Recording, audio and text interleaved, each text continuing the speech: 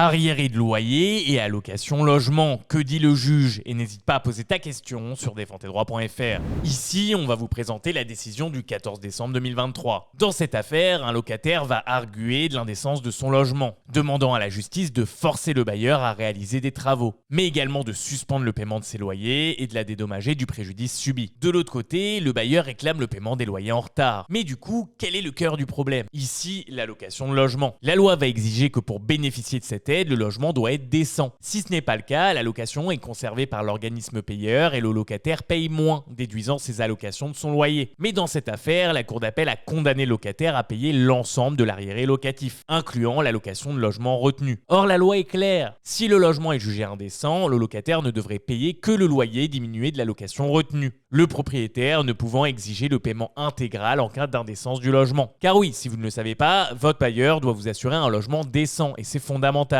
C'est notamment pourquoi la Cour de cassation vient casser l'arrêt, car elle viole les règles établies. Ici, on aurait dû déduire de la somme due par le locataire le montant de la location retenue. Et cette affaire soulève une question importante: comment protéger les droits de locataires face à des logements non conformes? Bref, si t'es resté jusque-là, marque locataire en commentaire et me remercie pas. Abonne-toi et like aussi.